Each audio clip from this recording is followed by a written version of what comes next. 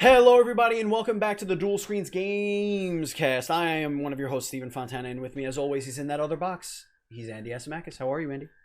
I had a shower thought, Stephen. A shower thought. Okay, Yes, hit me it with must really suck to be Ed Boon's assistant And why is that? because you have to go through all of his tweets, emails, Right. anything handwritten, and just Right. correct every C word and put a K in front of it.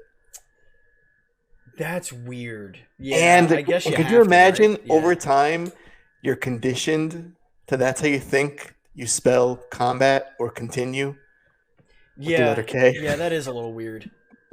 That is a little weird. You know, I knew one person that spelled his name with a K, Carl with a K instead of a C. Right. And I don't like that. I like the C for Carl. I don't know why. Although it doesn't make sense, does it? I don't know. The world is a strange place, Andy. Well, Karl Marx was with a K, so that's why you know it's bad.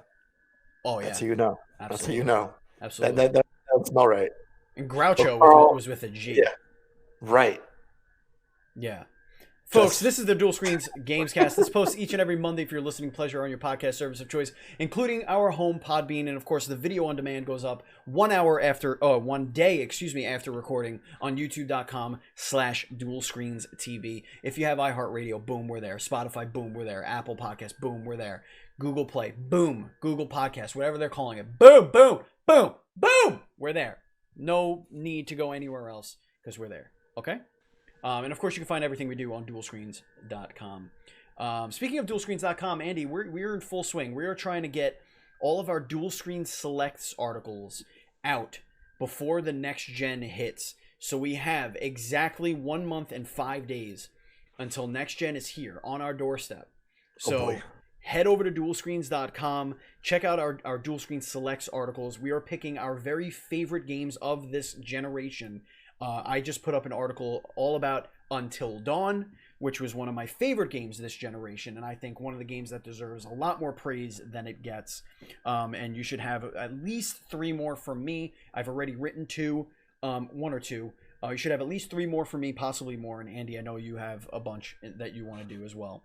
So, and of course, there's a deadline now, so I gotta get cracking. You gotta get cracking. We want to start really getting these up there because I think they would also make really, really good video series. Oh, Yeah. is that with your dulcet tunes narrating? Yeah, probably. I actually Perhaps. got a membership to a royalty-free like song catalog, so I have a lot of tracks I could put behind some fun stuff. It's really cool. We're gonna have fun.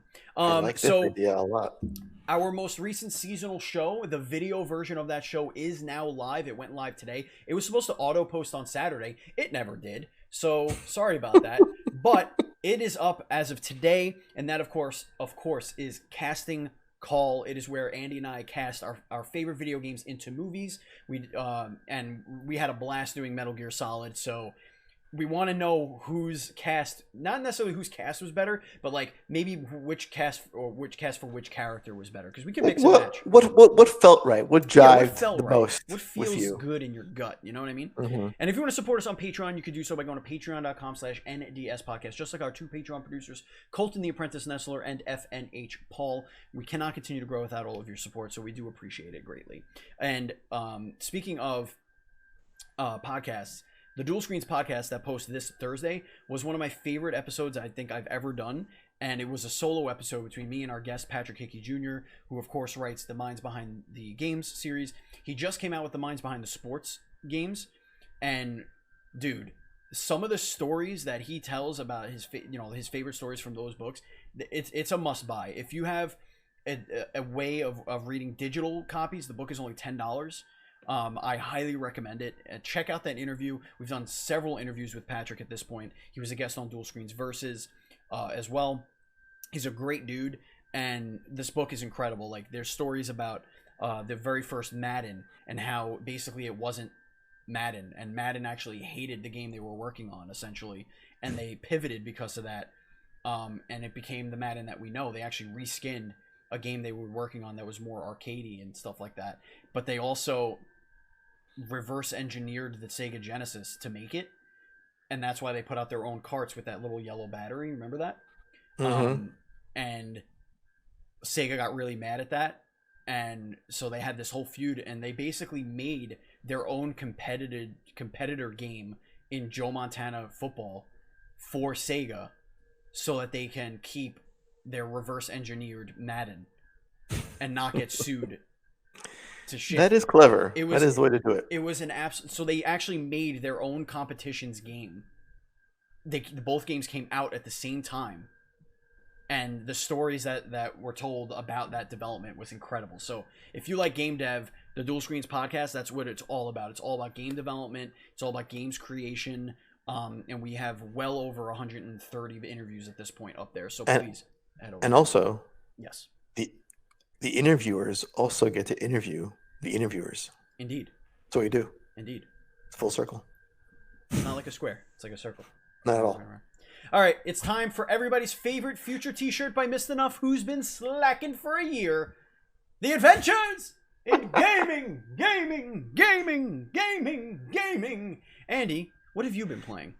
This is a bonus, Steven. It's actually a news bit and a game update for this segment. All right. So Konami, for some reason, I'm not sure why, they decided to re-release Silent Hill 4 The Room on GOG of all places. Yeah. Mm-hmm. On Friday. And I was like, well, it's only $10, so I'm going to buy it, obviously. Only $10 for Silent Hill 4 The Room. Yeah. Okay. Sure. It's the PC port from back in the day. It's got better frame rates in the cutscenes than the PS2 version. All right. And listen, I've been harping about Silent Hill for the longest time. Yeah. If I want a new game, I got to support this shit. So it was an instant buy for me. The game is still beautiful as it was back then, as it is now. Beautiful. Still scares the shit out of me. And announcement time too, Steven. Announcement time. I am itching to get back home because this game will be my first stream.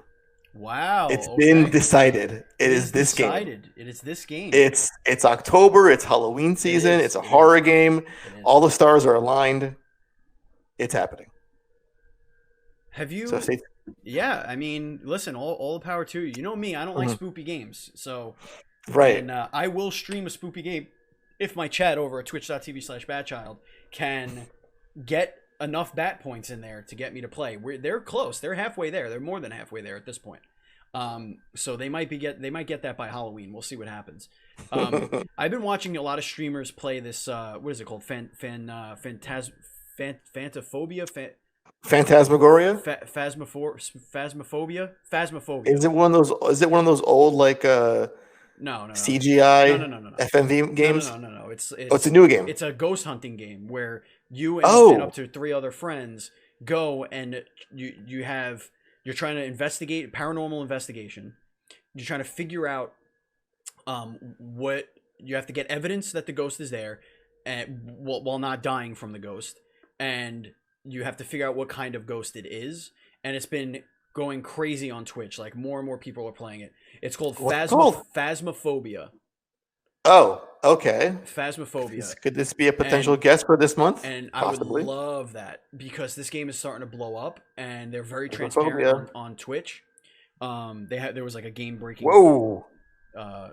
glitch, but yeah, it's I think I might have to play this, and I really think it might break my whole spoopy game thing because I feel like I would have a lot of fun being goofy in it, but it is terrifying.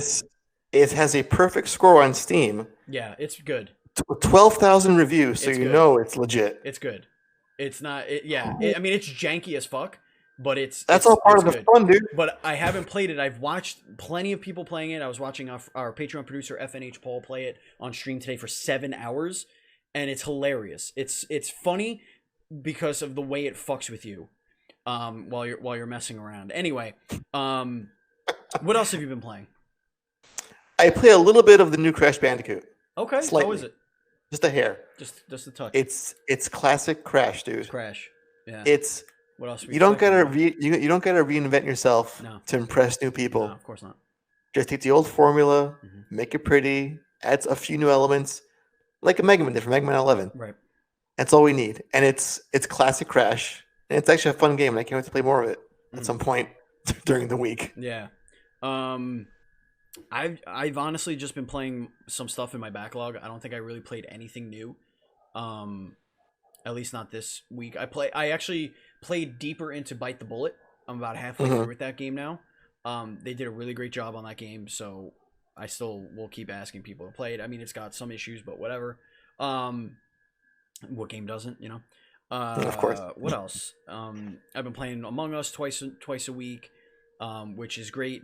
Now there is a bit of news about Among Us. We didn't. I think this happened between our shows, but the developers canceled Among Us 2 and are instead going to add to Among Us because of how it quickly exploded. So now they're going to be Yeah, adding that's a maps smart and move. yeah, they're going to be adding maps and mechanics and different game modes and like all the Hmm. stuff that people were asking for instead of remaking the whole game. They're going to be doing that. So like I've been playing backlog stuff. I played Outer World. I did a 12-hour stream on Saturday to celebrate 300 follows on Twitch. So I played Outer Worlds for a couple of hours. I still got to get through Ghosts of Tsushima, which I think I'm Dude, gonna Ghost, play. because there's a new update coming up I soon know, I on the know. The 16th. multiplayer is coming up in Yeah. 10 days, I think. So I want to get through that. I played a lot of Kingdoms of Amalur. I've been really liking that. I don't think Kingdoms is a game I really care to finish. If I'm being honest, like it's just a game that I'm having fun with, but I'm not like itching to see the story. There's so much story going on that I don't think it really matters. Like to my experience, I'm just having fun playing the game. Um, it's not like Outer Worlds where like every bit of dialogue is like branching a story and a path that you kind of have to follow or whatever. Um, No, that you should treat like your Skyrim. Just let right. it be in Yeah, the back exactly. burner and just Yeah, play every now and then. exactly. And that's essentially what's been happening. Right. Um, Apex is getting. I guess we'll just melt into a minute of Apex because Apex Legends is getting crossplay starting tomorrow. It's gonna. They're calling it a crossplay beta, which is actually really interesting. Which is a really good way to introduce players to it because if there are problems and when there are problems, they can lean on that whole beta thing. But Mhm. yeah, that's essentially what that is. It's they're going to be opening crossplay. We don't know what it means. We don't know what modes are going to be crossplay. We don't know if it's going to be all the game modes. We don't know if ranked is going to be crossplay. We don't know if PC are going to be keyboard and mouse are going to be playing with console players. From the people that I know that play at a high level, especially one, just twitch.tv says just peoples, he's a friend of mine. He says that that console players will outclass PC players in the game because of how the game is balanced to controllers. The aim assist and all that stuff is really on consoles is way better than even the controller people on PC, and the controller people on PC typically own keyboard and mouse players. So that's a minute of Apex Legends. Check it out. We're gonna be doing that. Um, what else? That's really it. I mean, I didn't play. I played a bunch of games for like a little bit of time. I tried to play a lot of games that are more familiar to people this week because I was streaming almost every single day this week. I need some more like quiet time for me. That's what Tuesday and Wednesday is going to be for me. Just playing, backlogs and all that fun stuff. But yeah, I mean that's pretty much it. Andy, what do you got for the indie news story? Well, one of my favorite games of 2 years ago, Mm-hmm. sure, 2 years ago, Bloodstained Curse of the Moon has sold over 600,000 copies. Wow. So yes to that, half of which, or more than half, have sold on the Switch. More than yeah, And I that's think I think I think that's where most of us got it. I think I got it there. I You got did. it Yeah, there, I I did. believe. Mm-hmm.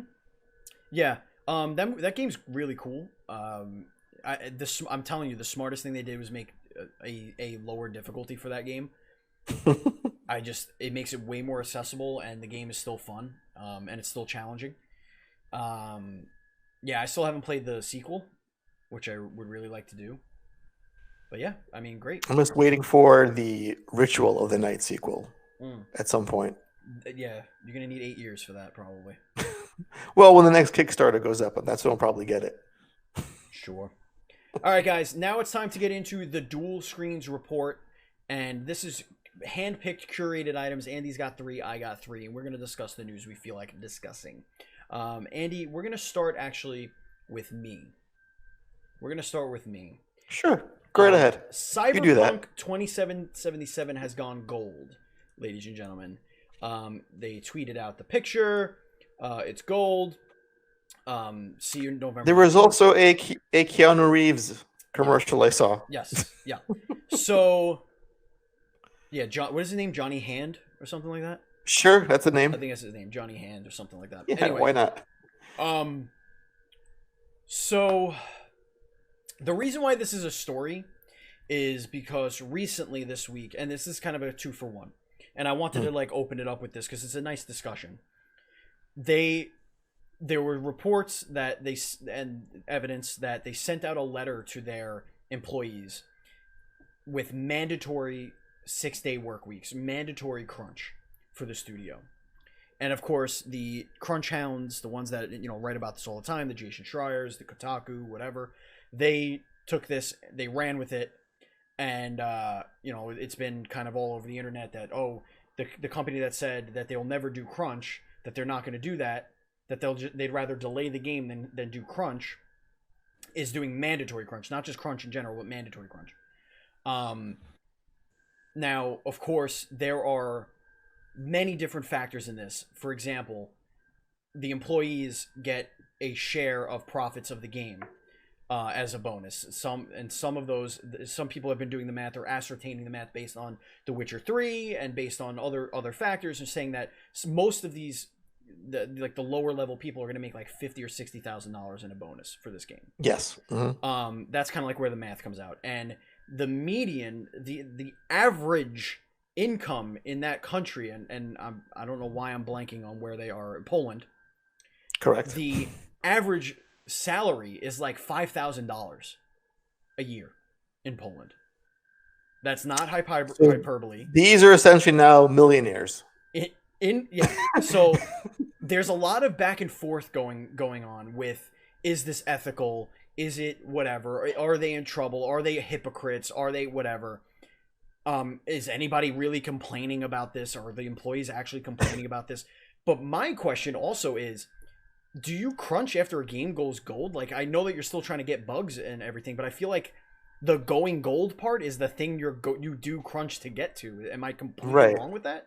I think you're correct. Gold is like the final ready to print copy of the game. Yeah, that's what going gold means. Mm-hmm. Now, this is only a crunch for, is it a 7-day crunch? Or how long was it for again? It was a 6-day crunch.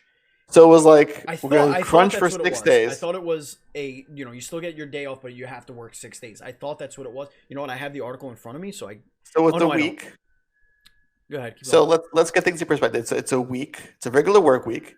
Your typical 5-day schedule. You're being asked to work an additional day, either the Saturday or Sunday, whatever you choose, and that's the crunch. Yeah. Is that correct? It's reportedly enacting mandatory 6-day work weeks to finish work on Cyberpunk. Okay, so that's the thing. 6-day work weeks. Over how much time though? Is it over a month? Is it over 2 months? From now until its November 19th release. Okay, so now it's a release. So I'm guessing they have the gold version to print to make the game, right? And then that day one patch, in a sense, could be what this work is up until then. It's got to be just to like bugs or whatever bullshit. Right. I don't see the unethical part in this. They were told ahead of time, which is great. I know it's mandatory, but it's not a long period of time, and at the end, they'll all be handsomely compensated when all this is said and done. Now, and I'm sure they don't mind getting work it out, Steven. If that's what 10 years salary in bonus. Well, for them, yeah, but for the low end people. So some of the issues here are that the studio previously promised employees that there will be no mandatory crunch to finish the RPG. Okay. Badowski, who I believe is one of the top people there, says, "I take it upon myself to receive the full backlash for the decision. I know this is in direct opposition of what we've said about crunch. It's also in direct opposition to what we said about It's also in direct opposition of what we said about crunch. Whatever. It's also in direct opposition to what I personally grew to believe a while back, that crunch should never be the answer, but we've extended all other possible means of navigating the situation."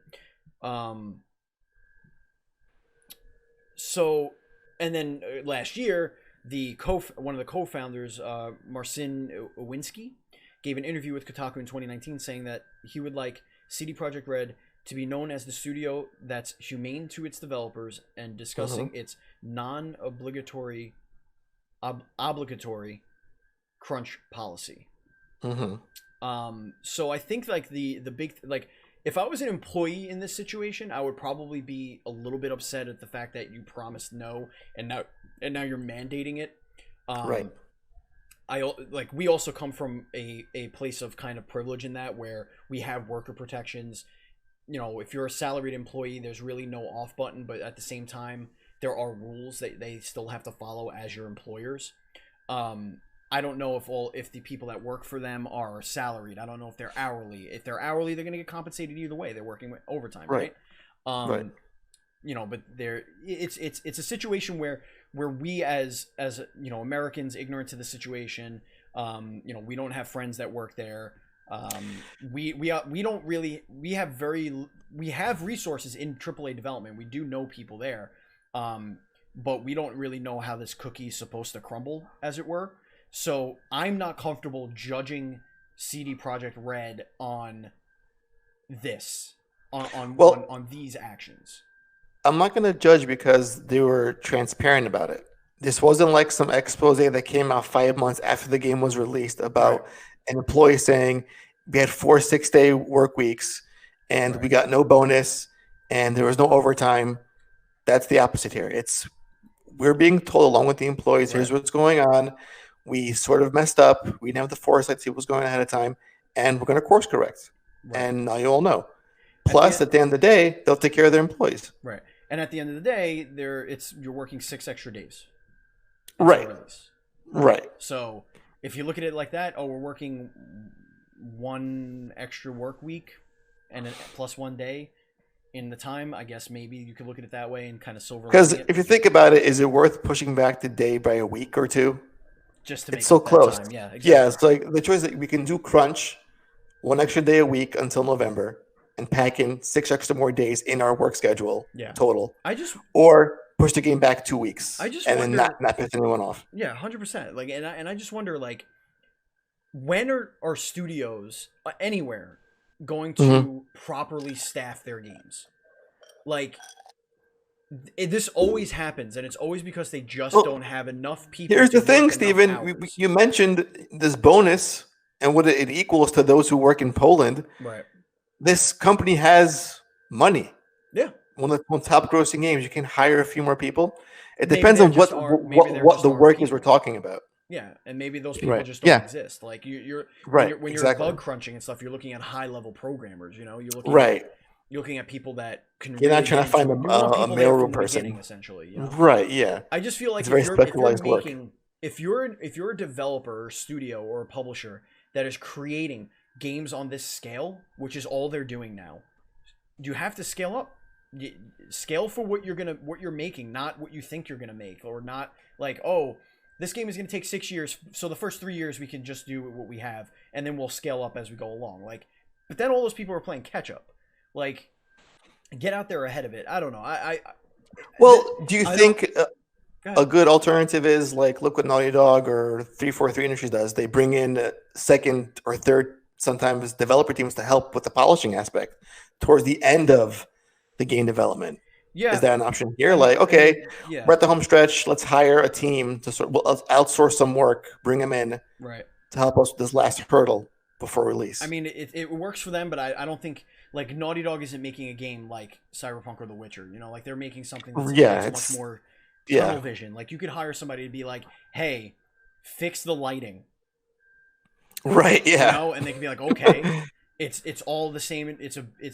Some of the environments are open, but these guns need some more detail on them. Yeah, like, you know, fix the audio, or like these tits aren't perky enough. Let's fix those. let's get our top. We need a boob artist here. Okay, yeah, we got a boob artist. This nipple is off center. Well, some nipples are off center. So yeah, I just wanted to get your opinion on that and have a little spirited discussion, because I honestly think there's no news here. I think it's like, okay, it's that's fine. As what they call it, the tempest in the teapot. It's all nothing really. Correct. I think you're trying, if you frame it a certain way with a headline to make it seem like they're in the wrong somehow. Right. CD Projekt Red. Yep. But in this day and age, you have the headline which says that they're horrible, and then the article says, Oh, look how amazing they are. Right. Right. That actually is going to flow into my next story, but I want to get your first story here. Oh, Steven. Nintendo did a thing. Yes, they did. Something we all Ste- knew was happening. yeah, apparently you're going to be in Minecraft. You didn't Yes, tell me. I'm there. You Woo! didn't fucking tell me, you asshole. Mm-hmm. I thought we were friends. Mm-hmm. We do this Yep, podcast together on a weekly basis. Twice a week, actually. I was under NDA. I couldn't say anything. And who's this Alex person? That's Alex. It's Saunders. 4 letters. It's not Andy. And then, is it a typo? Are we in the game and just misspelling here? It's Alex of That was- Trophy Horse. Son of a bitch. Yeah, they had to take somebody from Proving Gamer and somebody from Dual Screen. Just had to. Just had to. But anyway, Steve and Alex from Minecraft are coming to Smash Indeed. on the 13th of October. Yeah, right around the corner. Did you see this coming? Yes. Not like I saw it coming like today. Like no, like I knew that eventually. Yes, Steve is gonna be in Smash. Like it seems like a no-brainer. What was your reaction seeing Sakurai holding a Minecraft sword? You're like, oh great, another sword character. I am so over Smash. Like I just don't care at this point. Like Right. put everybody in it to make people happy. Like I don't personally care. You could add every character that Nintendo that has ever appeared on a Nintendo. except Waluigi, because yeah, that I mean, should never happen. Like you can literally add if a game has ever come to Nintendo, you could add that character into Smash, and I'd be like, okay, cool, congratulations to the people who care about that. I just don't want this to be like, ignoring Nintendo franchises, because again, we've had this talk a lot of times. There's a huge well to dip into for characters. Yeah. So, even though recently Phil Spencer said that it would take only an invitation to get Master Chief in Smash. Mm-hmm. So it's in Nintendo's court to make that happen. Yeah. Oof, could you imagine that? You have Minecraft, you have Halo, and you have Banjo-Kazooie in the Smash game. His abilities look cool, though. I will say that. Right, yes. He looks cool.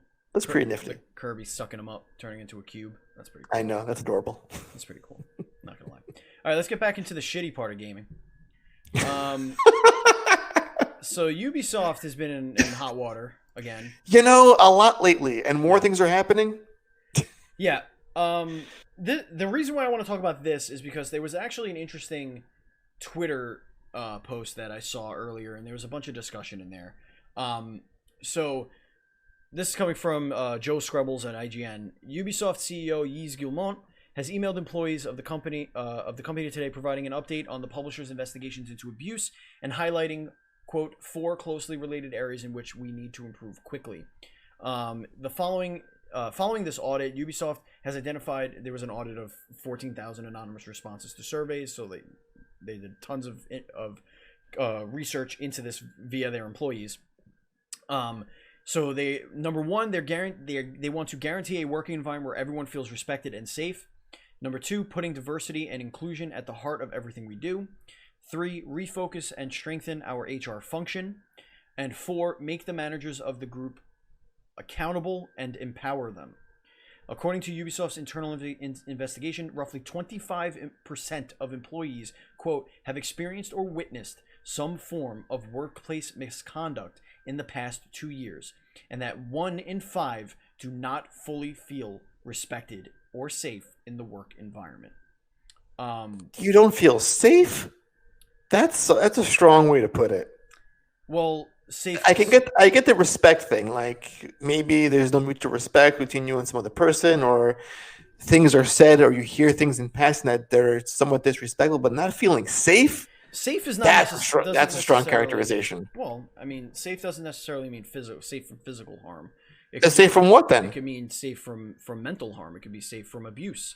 Well, abuse. I would imagine that sure, okay, yeah, you can put it that way. I imagine.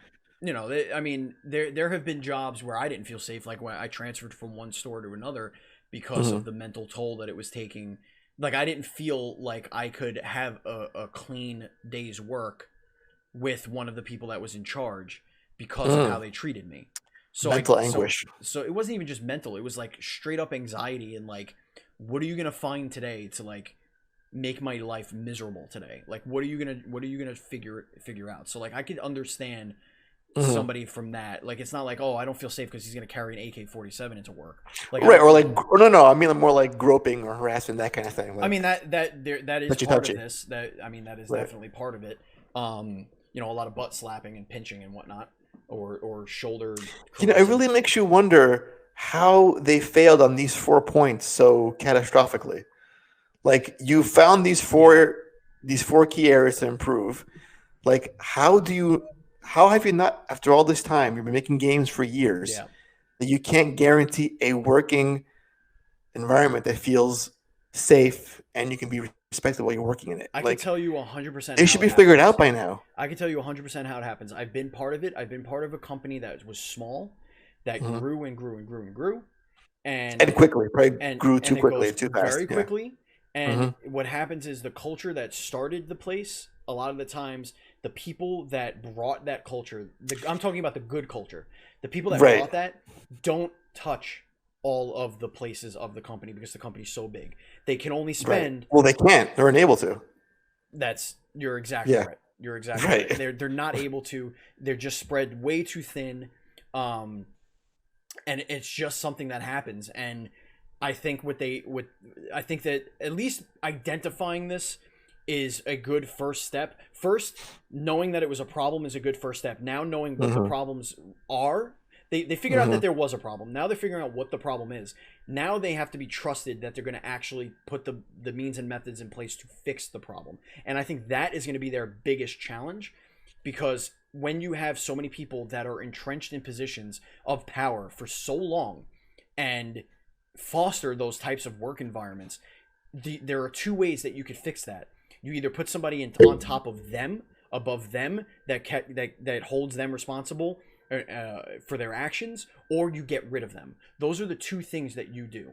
Those are the only two things that you can do. You can't retrain those people. They are going to think, and you see it with our civil climate right now, right?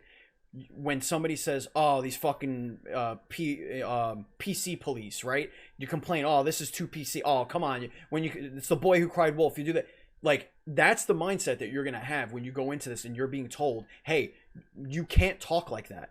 You can't say those things because women work here, gay people work here, black people work here. You can't make those jokes. Those are inappropriate." And they go, "Ah, you're just too sensitive." That's a mindset. That's something that's in their brain forever. And Right. And it's also like, you're working. yeah, yeah, And you're all part of a team. Like, I wouldn't want to offend anyone that's on my team. Like, I have a very diverse team where I work. yeah, You know, there's only one straight male on the entire team. And, like, I can get a little sassy sometimes, but I don't overstep my boundaries. right. And I don't understand how people weren't taught to be respectful. Like, where was that disconnect? Because, you and I are about the same age. And I would never touch anyone inappropriately or say the wrong thing that would offend them. Yeah, I think Like, you're looking at it. like this base human Yeah, interaction, you're looking at it from a common sense standpoint, right? which Which is is, I think, it's our downfall ultimately. yes, 100%. You can't. The problem is that people like that, people that are in those positions, don't know that it is disrespectful. They just Right, and you don't get see it. that's the answer right there. Because if you let that stuff slide, that person won't know Right. that it's wrong. That's why we always say to each other, call us out on our shit. Like, And and you know also, what? I can listen, give you a great example right now, go actually. ahead, go ahead. So we've been playing a lot of Among Us, right? Mhm. And one of the things that everybody throws around is, oh, Bat's being really sus right now. Mikey Kirsch is being really sus. JD Neal's being really sus right now. Okay, great. I go into so I hand drew my character in Among Us and I wrote SUS under it, sus. And I went into Snowbike Mike's chat. He was playing and he was wearing the same costume. It was the pink guy with the blue hat. So I showed him the emote. I was like, sus, sus, sus, whatever. And then Billy the Door, who is a friend of the show, DMs me, messages me, and he sends me this whole thing that sus is a derogatory term used toward gay people for years that were suspected of being gay and in the closet, and it was used as a means to harm those people and call them out and like all this stuff.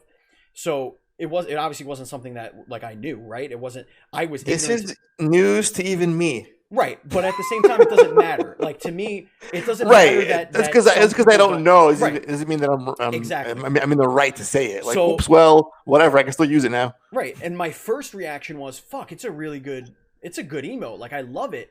But I'm like, but it doesn't matter what I like. It doesn't. It was matter. a shirt. Didn't you make it into a shirt? I did, but I saw think I saw took it that link down. on your. If I didn't take it down, I will. But let me explain. So I looked at the story. I looked at the page of like how it was derogatory, and like there were other. It wasn't like some bullshit. It was like a actual. It wasn't about the word sus. It was about a discrimination towards the gay community, and sus was was one of those breakdowns of like words that were used, right? So I'm like, okay, well it doesn't matter. So I went in, I redrew the thing, I colored in, and I wrote yeet instead. Like to yeet me into space. I changed the emote, I uploaded it, I went right into Mike's chat. I was like, here it is, and then I tweeted out, hey, if you're one of those people that thinks that people are being oversensitive, it doesn't fucking matter. If you're hurting somebody, it takes 10 minutes to fix it. It took me 10 minutes to just get rid of it. I don't care because I know that my goal is to be respectful. And see, if here's I'm the thing, learning though, something Steven. new, I'll adjust.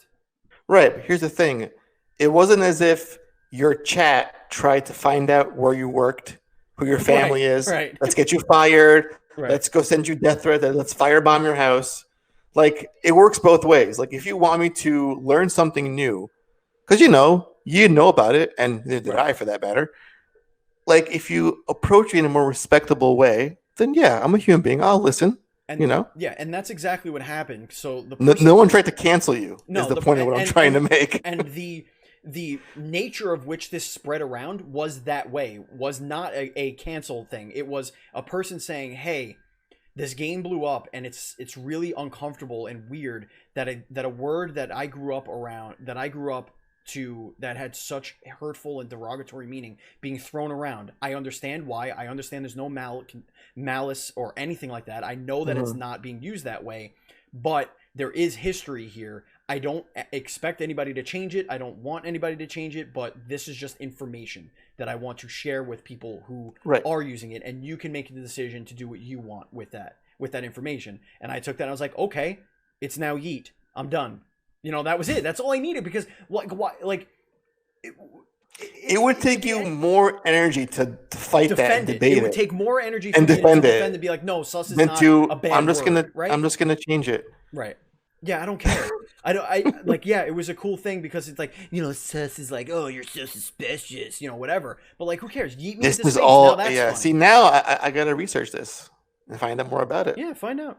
This is me being a bad gay comes through yet again on this podcast. To bring this back to Ubisoft, like. Yes, correct. That's where you work. And here's the reason why I put this in here, not just because we want to shit on developers again, because we don't. We love developers. They make the games we love.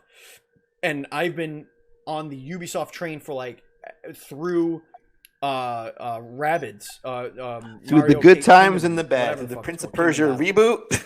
Right. So somebody posted, I forget who it was, on Twitter. I'm not injecting my opinion in here. Are you, based on what's happening at Ubisoft, are you comfortable spending money on the games that they put out? It wasn't like, oh, you're an asshole if you do. It was just, I just want to know what people are thinking out there. And my whole thought thing is like, when you say separate the art from the artist, that could be true in some circumstances and not true in other circumstances. Like if it's one person that does one thing and then makes the one thing for you and then is a really shitty person, I could be like, no, I'm not. I don't need to support that. But the people who make the thing that I love are the people who are the 25%. 25% of those people are the victims of the thing that's happening, right? Right. It's like, listen, how many times do we shit on Randy Pitchford at Gearbox? And yet he's the face and he's done some questionable things, but there's others that work there diligently 24/7 to make the games that we love. And he doesn't represent the entire group that works there. And again, it's a minefield, right? It's like it is. It really is. Yeah. Well, anything that you buy that Ubisoft makes is going to go to those top people, right? They're going to get bonuses. They're going to get incentives. They're going to get whatever. but it's a good faith purchase. That's what I would be doing, because I am trusting that my money, when I buy a Ubisoft game, is going to go to the creation and development and curation of a better culture and better video games. That's it. That's all I could hope for and I get entertainment out of it. Those are the things that I could hope very succinctly happens when I spend my money on a Ubisoft game. I'm not saying I don't care if you spend it on drugs. I don't care if you give the CEO or whatever more money so he can rape people. We're not here to. We don't want to shame people and their extracurricular activities. You want to get some drugs and some whores? By all means. I can tell you some stories, Steven, the things I've seen and have heard in my day. I'd rather not. That's a separate podcast. But yeah, I totally agree with you. I feel, listen, it's the current year. We have to grow and evolve. And, at the very least, if we're in a place for most of our day, the place we call work, I want to at least feel safe there. And I can get through their day without being harassed or, molested in some way or psychologically tormented or just broken down mentally with being micromanaged to death like you or I imagine. Someone just always out to get you. I saw such subtle racism in a previous employer. Like, it was so subtle, but it was like, and I don't even think they knew they were doing it. They just subconsciously did it. Where if you looked at scheduling, all of the black was it segregation? Yes, all of them were scheduled together. It was like, what are you doing? Well, what if he was like, what if they all want to get along? We put them all in the groups, and then they'll be with their own their own kind. Their own kind. It would happen with how you were thinking. It would happen with hiring too. It was like, no, we already have X here. Could you imagine, like, I don't want to start a race war. Separate the colors. What? Like, what are you saying? No, they can't answer the phone because they're not articulate. What? See, that's horrible. Not articulate? Then teach them to be articulate. Like, what? Oh, this guy has an accent. He's got to be in the kitchen? What? You see, that's bad. But, I've come across instances of where I've had some friends who, when they're given compliments, they interpret it as that same light racism. They think that being told that they did a great job, they've been through so much, they think that, shit, is it because I'm black? He's surprised that I did a good job? The psychological impact of so it's years of it's the years of going through it and being conditioned to think a certain 100%. Way, which I can't pretend to know what that life is like, so I don't judge. I'm like, okay, if I have to explain myself more, better, clearer, I'll do that. Use your words. Because I want to make an impact. Speaking of an impact. Whew. You know what? I want to save this for later because I want to get through some more bad news first. Okay. There's a story in here this week. Oh, first of all, I want to address Snowbike Mike in the chat. Yes. Snowbike Mike, I've been watching you on the Xcast, and your face, look in the camera right now, your face is looking muy caliente as of late. It's radiant. That Lake Tahoe lay is hitting you in just the right way, my friend. Right in the right way. And that purple check mark next to your name on Twitch. So sultry. It's so sultry. It's so sexy. My God. Moving on. Speaking of harassment. There's a story, yes. There's a story in here. It's a non-story. But yet somehow it blew up. Apparently, Insomniac Games had decided to change Spider-Man's face for the remaster of Spider-Man for the PS5. Sure. It was done in a way to their exact reasoning, if I can pull this up really quickly, what the quote was. I think it was like to make it more look. It was in order to make even more believable looking characters for the PS5. Right. The team needed an actor with a better facial match to Yuri Lowenthal, who's the voice actor for Peter Parker. Sure.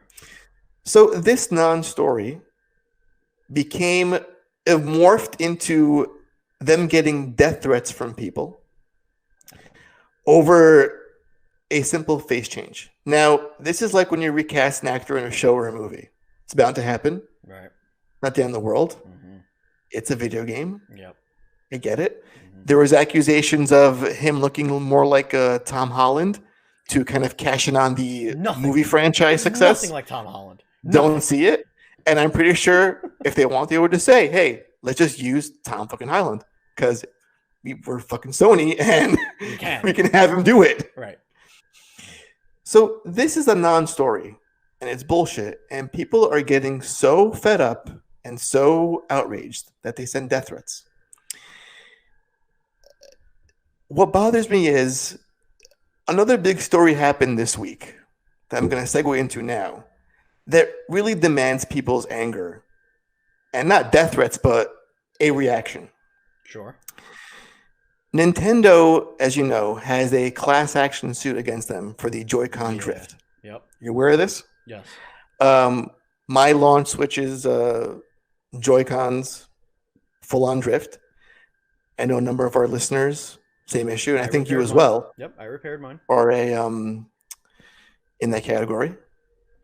The lawyers who filed the class action lawsuit took to Reddit to get actual video clips of people's controllers drifting, which I think I may actually reconnect my old ones that are busted to get this, because Nintendo was arguing that Joy-Con drift isn't a real problem and hasn't caused anyone any inconvenience.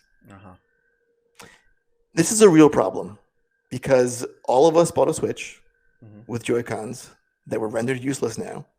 And Nintendo, they cannot say it's their issue because if they do, they've lost the lawsuit more or less. Right.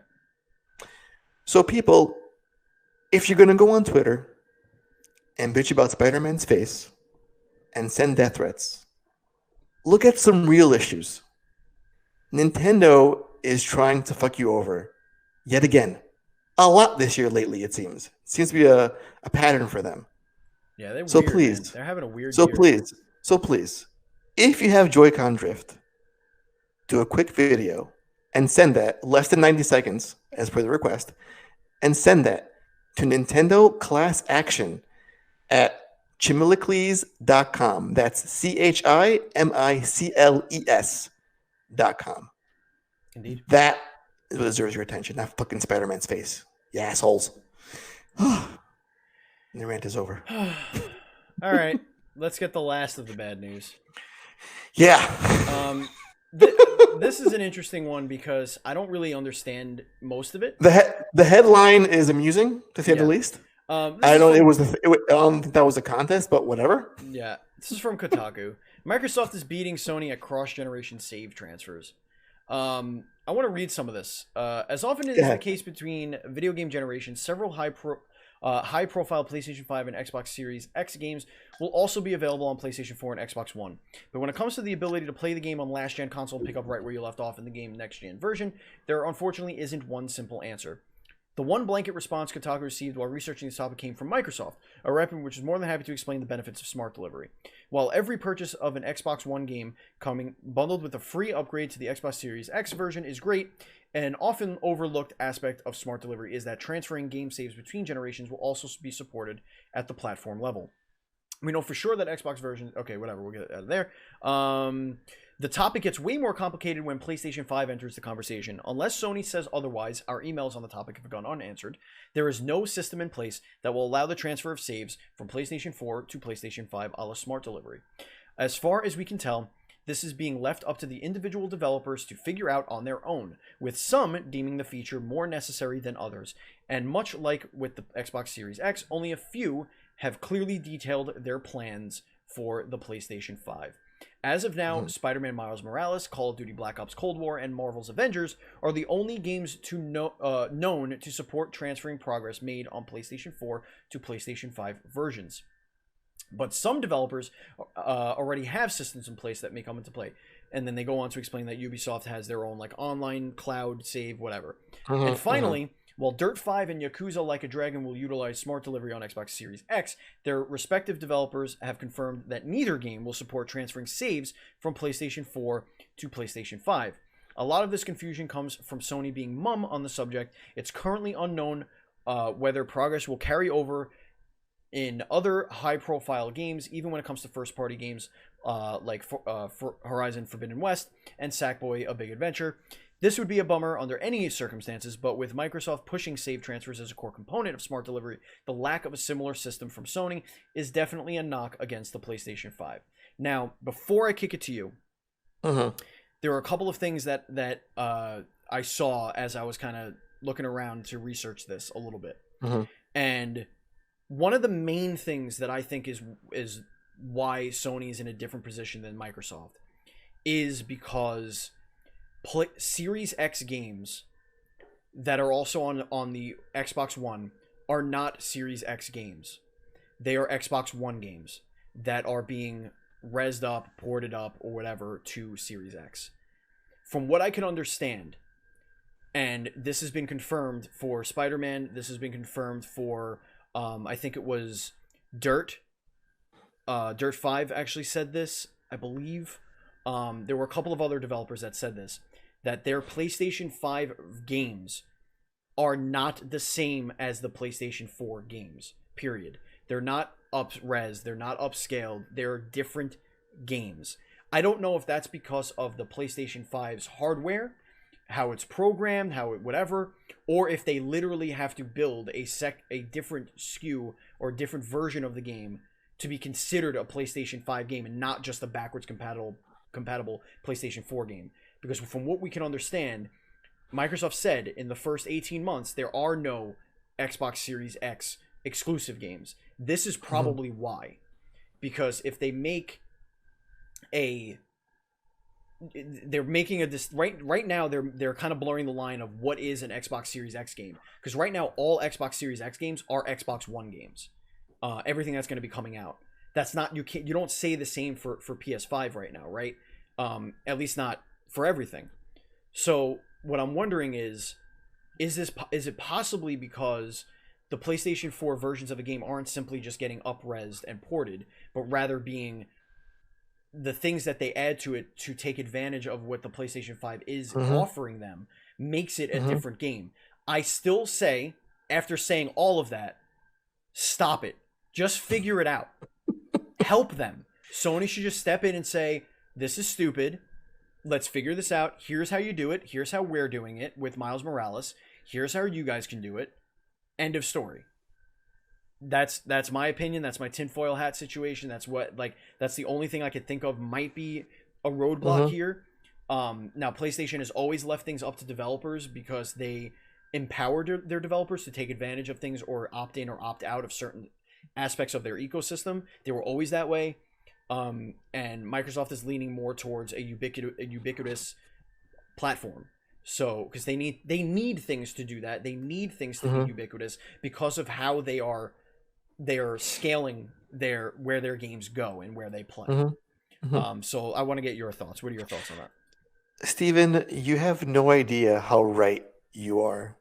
I am so glad that this made the agenda this evening, because I rarely get to flex the insider muscle on this podcast. Okay. But I'm going to say a few things to you right now. I want you to pay close attention to that Yakuza 7 PS5 release. Okay. There's a reason why that game is coming out months later on PS5. It's not a Microsoft deal to get it day one on the Series X. Something is happening with that game that I can't get into that explains this very problem. And you are on the money with your assessment. That it's the PS5 version is different in ways that the saves aren't easy to transfer over from one to the other. Now, that came from some Sega contacts of mine with regards to Yakuza. And when you mentioned Spider-Man, that kind of makes sense, because it's not a one-for-one game. We're getting a brand new Spider-Man, for heaven's sake. Yeah, and they said as much, right? They said this, right when they said the reason why you need the ultimate thing and the reason why you're paying for it is because it is not Spider-Man. It's Spider-Man PS5. It's a different, whatever. There was another. Steven, could I transfer my PS3 Last of Us save to Last of Us Remastered? No, you could not. I don't think so. You also now what I think it's interesting. Like I said, I would say, just between us and our listeners, to keep a watchful eye on that PS5 Yakuza 7. I'm not going to get the game on Xbox or play it when it comes out initially on PS4 either. I'm going to wait for that one till it's on PS5, and for good reason too. Now, I agree with you that they should be more transparent about it. Like, just say, this is why. Okay, cool. There's a reason. You've explained yourselves. Don't put it in the ether in limbo. Like, well, it's all muddled and confused now. Like, what's the exact if we can have it so right on the Xbox side with their game saves and the cross saves, and it's all fully explained, their upgrade path to the next system, then why can't we get that from Sony? Buzz asks a question, says these aren't remasters though for the Last of Us situation. Now what I need to say to that is that's exactly what these are. Because you can play your PlayStation 4 discs in your PS5 and get things like 4K whatever textures, boosted performance. That is different from buying the PlayStation 5 version of that PlayStation 4 game and putting it in the system, and you are ostensibly getting a remastered version for next gen consoles on when you buy the PlayStation 5 game. And what they need to communicate better is saying you don't need to transfer your saves over because your PlayStation 4 versions will work. Just plug it in. You're going to get boosted performance, and your saves will go over there. And they've already confirmed that. They've already confirmed. Right. I think it was a year. It was when they first had that weird nerdy tech thing about PS5. They said all your saves will carry over from PlayStation 4 for PlayStation 4 games played on PlayStation 5. That's what they said was happening. That was a 1-to-1 thing that was going to happen. But when The Last of Us Remastered came out, it wasn't like you taking your PS3 disc and you're putting in your PS4 and then transfer your save. It was a brand new game, and that was and I think that's really what's happening here is that and the game is called Remastered. That's we have the standard already with The Last of Us. It's a brand new game, brand new save file. It's not going to carry over. And like I told you, listen. Microsoft, there's a reason why they got the Xbox Series X Yakuza 7 version early, because Sega doesn't care about getting that more polished. There's a difference in the PS5 one coming out months later. I'm telling you right now, it's happening for a reason. And this is part of it. It's because something about that PS5 version of the game is different in a way similar to remastered version like a Spider-Man or a Last of Us, for example. Yeah, it's got to be a fundamental difference in what like if you take the PS4 version and the PS5 version and you look at the base code, something has to be different in order for this not to work. Something needs to be fundamentally different. And maybe that's what they mean by it's up to the developers, because they could make it fundamentally different, right? Or they could just up-res the textures, put a higher frame per second, and take advantage of the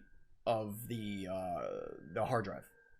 Maybe if you shove your PS4 disc in, like maybe they're like, okay, well that's the PS5 version. Okay, that's your decision. You're deciding that those are the enhancements you're going to make for your next gen version of the game. But we are not taking that. We're rebuilding the game. We're rebuilding assets. We're rebuilding that could only be done with PlayStation 5. Would people prefer there be a mandate for Sony to say, if you're going to put your game on PS5 to sell at a later date, retail it separate from the PS4 version, you must have that PS5 version save compatible with the PS4 version, cross save?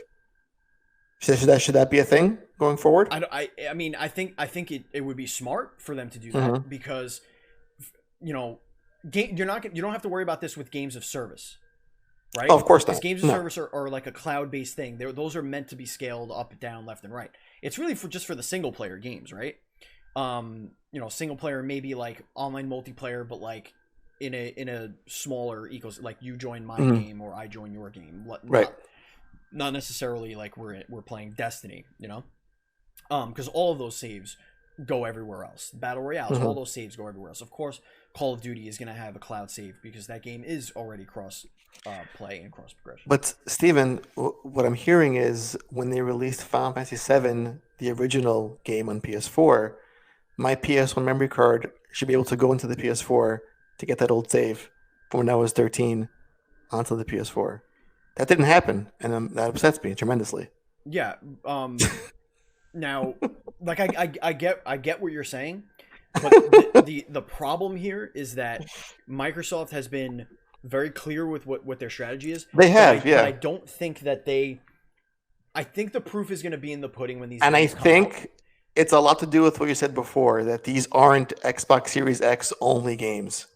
There's that 18-month lag between what is only on the next gen platform. Yeah, and that allows them that allows this ease of transfer between the old and the new. Right. And they've essentially confirmed that for their first party titles, right? They're like, no, these are Xbox One games that are going to get enhanced for Series X. Enhanced last gen versions are not remasters, they're not remakes, they're not whatever. And again, not to beat a dead horse, but I think PlayStation's taking the route of maybe with Horizon they will take that route and say no, it's just enhanced for PS5. I don't know. You know what, Steven? We have a lot of guests coming up for October that are working on both cross-gen games and only PS5 and Series X and Xbox One X games. This would be a great chat to have with them if they can offer a reason why this is the way it is, and if they can shed some light on why this is only the way it is for Sony games for the time being. Yeah. All right, hit us up with some good news. Oh, Steven, one of our favorite games from PAX East this year is like a huge success. Yeah. And that makes me happy. Genshin Impact is the biggest ever global launch of a Chinese game. So yeah, I mean, we played the game in February. Yeah. We loved it. It's out now for free, and it's making bank. It's making bank. There were worries that the mobile version had a bunch of spyware in it, and the PC version had a bunch of spyware in it. Consider the source, after all. Yeah. But I think PlayStation's going to be where I do want to play that game. I want to try it, but I have so much shit in my backlog I need to get rid of. Right. You've been playing it? I played a little bit of it, not enough to mention in the earlier segment. But listen, it's not a Breath of the Wild clone. No. It's so much more than that, and we knew that from months ago. Oh yeah, when we got our seeing hands this game, right, and seeing this game do so well makes me really happy. I mean, it's a free game, yes, but it's got some microtransaction-y things, but it's not super like trying to gotcha out of your cash. Everybody that I spoke to has said they are not compelled to spend money at all. Exactly. Which could be a problem. Could be a huge problem. Right. But I think China's really only trying to get money from China. Like, they're the ones that spend like a ton of money on this stuff. Like, they outspend usually in these types of games. So like, they're probably used to dropping, a couple $100. Well, here's some fun stats. Before the game came out, pre-registrations outside of China were 5.3 million, and on launch day had more stream viewers than Fortnite on Twitch. Yeah, it's a cool. That's a lofty goal. It's a cool game, man. Yeah. Great concept. Kudos to the development team. That was a lot of fun to play it at PAX. I mean, it's got waifus, it's got husbandos, it's got all that stuff. Yeah. All right. It's time to get into the hype zone. Andy, what do you got for the hype zone? Steven, this is the term very excited. that you'll hear a lot. What are we gonna hear? If you ever go to Japan. Okay. And motherfucker, I just closed the tab with the translation. Give me one moment. Oh my god. But it's all very spooky. Things are getting real sexy over here right now. Here it is. Okay. And the term is as follows. Okay. The term is X o oshite kakunin shimasu, which translates to press X to confirm. That's right, Steven. Finally. After years of O being the confirmation button, after years of us always pressing X by accident playing Metal Gear Solid and going back to the main menu like assholes, the day has finally come. Mm-hmm. X is now the official confirm button for games in Japan. Let's give a round of applause for we did it. The X we button. did it. X gonna give it to you, and it ain't the we Series did it, X. Steven. It ain't the One X. It's the PlayStation X button, boys and girls. And I really think, Steven, this is what happens when you have games like Ghost doing so well in Japan and Days Gone. Mm-hmm. Western developers that have X as the confirm button. Yeah.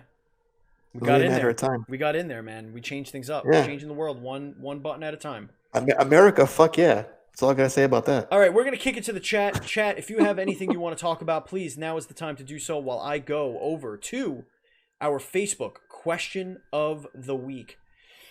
The Facebook question of the week was, what is your favorite genre of game, and what game in that genre coming next gen are you most excited for?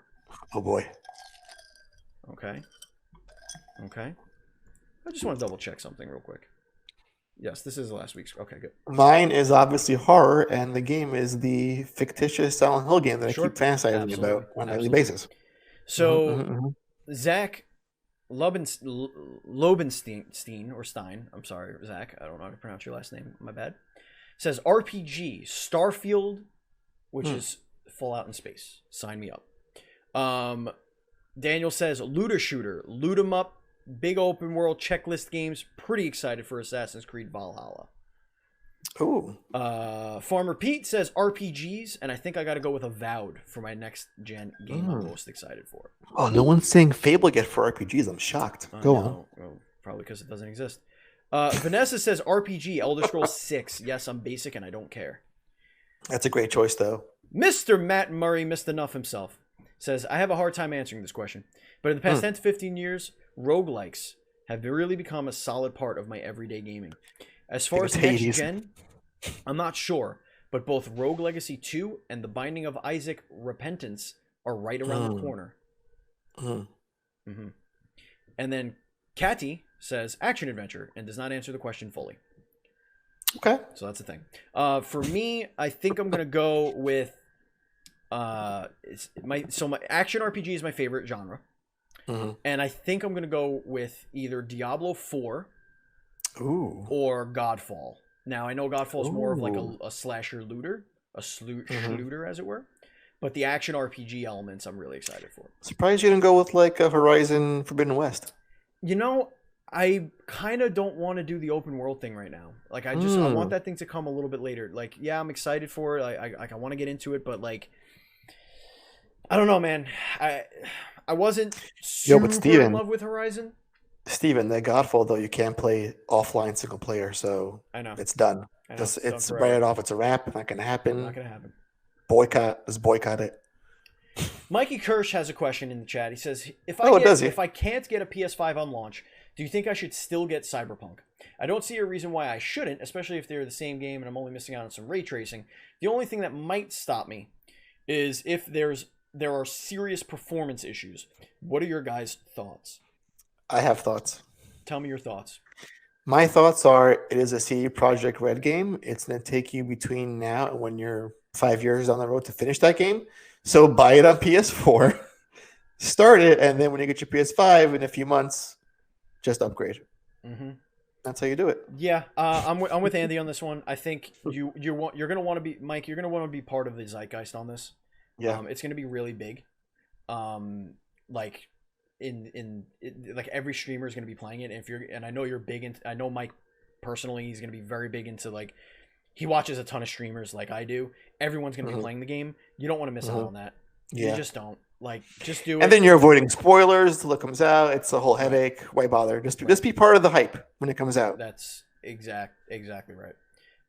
Anybody else have any questions? Hit us up right now in the chat. Once again, listeners and YouTube viewers, if you are watching this later or listening to this later, we do the show live on twitch.tv/dualscreenstreams, so you can get all of your questions, all of that fun stuff answered live on the show. And I'm going to post right now the Facebook question of the week.